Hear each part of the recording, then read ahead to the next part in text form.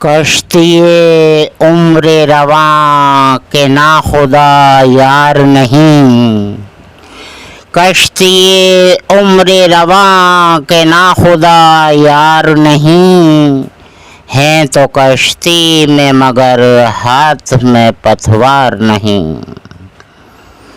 انما امرہ گر ہو جائے اس میں اعظم، انما امرہ گر ہو جائے اس میں اعظم، تو کن فیکون تو کبھی دشوار نہیں، کشتی عمر رواں کے ناخدا یار نہیں۔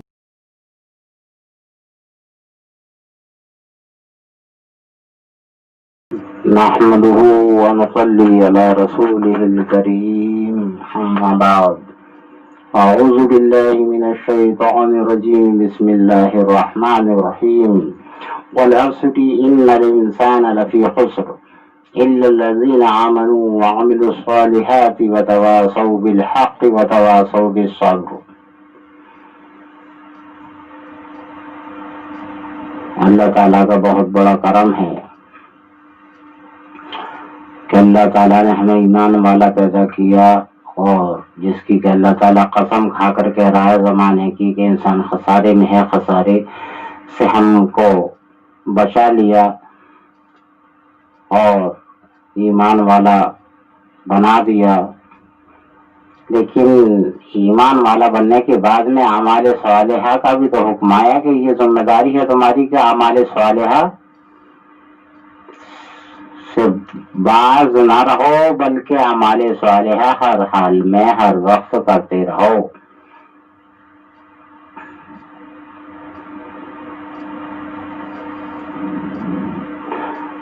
آج دورے میں یہ دیکھا جا رہا ہے اعمال صالحہ کے معاملے میں کہ ہم مذہب اسلام کے بالکل برعکس کر رہے ہیں، جہاں کے مذہب اسلام کے برعکس کرنا کفر ہے۔ ان الذین کفروا من اہل الکتاب والمشرکین فی نار جہنم خالدین فیہا اولئک ھم شر البریہ۔ بے شک وہ لوگ جو کہ اہل کتاب ہوتے ہوئے کفر کیا اور مشرک، تو فی نار جہنم میں خالدین فیہا اولئک ھم شر البریہ، کہ وہ جہنم کے شر میں رہیں گے، کر دیے جائیں گے بری جہنم کے شر کی جانب۔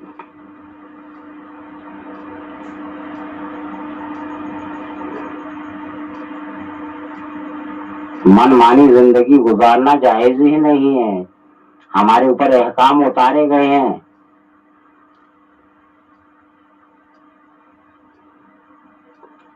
ہم قرآن پڑھنے کے ساتھ ساتھ اور حدیثوں کو بھی تلاش کریں کہ حضور صلی اللہ علیہ وسلم نے فرمایا کہ ماں زنجیر ہے جنت کی اور باپ چوکھٹ، اور ہم میں ایسے بھی لوگ ہیں جو ماں کے احکاموں پر تو ہیں اور باپ کو نظر اٹھا کے بھی نہیں دیکھتے۔ ایسا تک دیکھا گیا ہے کہ یہاں تک کہ تکلیفیں اٹھاتے باپ فوت ہو گیا ہے، کبھی زندگی میں نگاہ اٹھا کر ہی نہیں دیکھا۔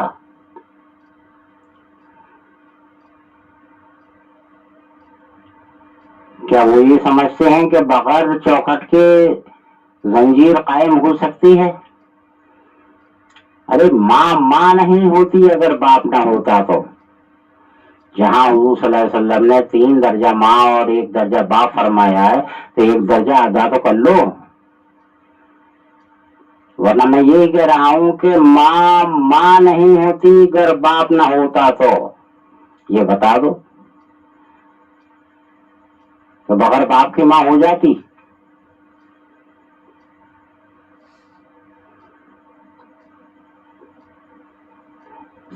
جانے کیا مزاج رکھے ہوئے ہیں، جانے کس دین کو دین سمجھتے ہیں، یہ سمجھ میں نہیں آتا۔ کون سمجھائے ان کو؟ ہمارے عالم دین تو مست پڑے ہوئے ہیں، عوام کی ذمہ داری کو سمجھ ہی نہیں رہے کہ دور دورہ کدھر جا رہا ہے، ہماری ذمہ داریاں کیا ہیں۔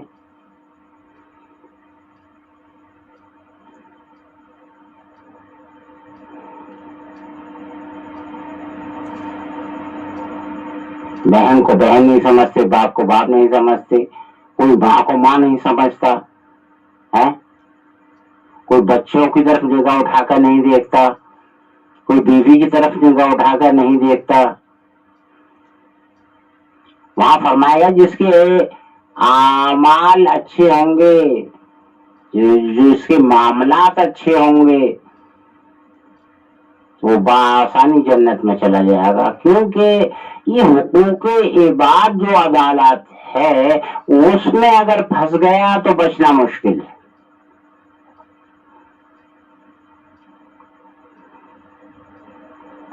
جو حقوق عباد کی ہے، حق العباد اللہ تعالیٰ معاف کر سکتا ہے، لیکن حقوق عباد کو نہیں معاف کر سکتا۔ اس میں صحیح حسبنا اللہ و نعم الوکیل وکیل بن کر اس میں انصاف دلائے گا۔ فیصلہ نہیں، انصاف۔ فیصلہ تو ہر زمانے میں ہوا ہے، دوسرے سے کرانا فیصلہ، ہاں، عالم ارواح میں، اور پھر ان کو موت کی نیند سلا دینے کا فیصلہ، جی ہر عمل فیصلہ، حضور صلی اللہ علیہ وسلم کے لیے نور جدا کرنے کا فیصلہ، زمین اور آسمان بنانے کا فیصلہ، عالم لاہوت بنانے کا فیصلہ ہے، عالم لاہوت سے ماں کی کوکھ میں آنے کا فیصلہ، ماں کی کوکھ سے دنیا کی گود میں آنے کا فیصلہ، جی پھر عالمی برزخ میں جانے کا فیصلہ، پھر روز محشر کھڑا ہونے کا فیصلہ، پھر پل صراط ہے، یہ 7 عالموں سے گزرنے کا فیصلہ، یہ تمام فیصلے وہ کر چکا، لیکن انصاف ہوگا روز محشر۔ حقوق عباد عدالت میں اگر حقوقوں کے معاملے میں اگر غلط عمل ہے، اعمال صالحہ نہیں ہیں، تو اللہ تعالیٰ اعمال صالحہ کا تو ایمان لانے کے بعد میں فوراً ذکر کر رہا ہے، اعمال صالحہ کے بعد میں ایمان لانے کے بعد میں فوراً واقعی مسئلہ نہیں کہا کہ بے شک وہ لوگ جو ایمان لائے اور انہوں نے نمازیں پڑھی، نہیں، بے شک وہ لوگ تھے جو ایمان لائے اور اعمال صالحہ کیے۔ ان الذین آمنوا وعملوا الصالحات، واقعی مسئلہ نہیں فرمایا۔ ایسا نہیں ہے کہ نماز کو پیچھے رکھا، وہ نماز سب سے آگے ہے، نماز فرض ہے، کسی حالت میں معاف نہیں ہے، لیکن اعمال صالحہ آگے رکھا ہے۔ اگر مانیے کہ کوئی نماز کے لیے نکلے اور کوئی شخص گرا ہوا ہے، بچہ بوڑھا کو جو بھی ہو، بہرحال یہ ہے کہ اس کا خون بہ رہا ہے، تو ہمارے ذمہ داری بنتی ہے اعمال صالحہ کے اعتبار سے کہ ہم اس کو جراح کے پاس لے جائیں، اس کی پٹی وغیرہ کرائیں، اس کے بعد میں پھر وہ جو جماعت ختم ہو چکی اس سے افضل ثواب ملے گا ادھر، کیونکہ اعمال صالحہ کو انجام دے کر وہ اپنا فرض اتارنے کے لیے پہنچا ہے یہ، اور جو دیکھتا ہوا نکل جائے گا اس نے قرآن کو ٹھکرا دیا، پھر کہاں جائے گا جو قرآن کو ٹھکرائے گا؟ تو ان الذین آمنوا وعملوا الصالحات، واقعی مسئلہ تو ایک جگہ بھی نہیں ہے ان الذین آمنوا کے بعد،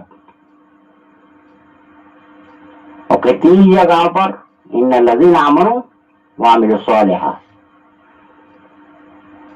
تو اعمال صالحات کرتے رہو اور اس کے خوف سے ڈرتے رہو، تب تو بیڑا پار ہے. اور اگر نفسا نفسی کری, حقوق عباد ادا نہیں کرے,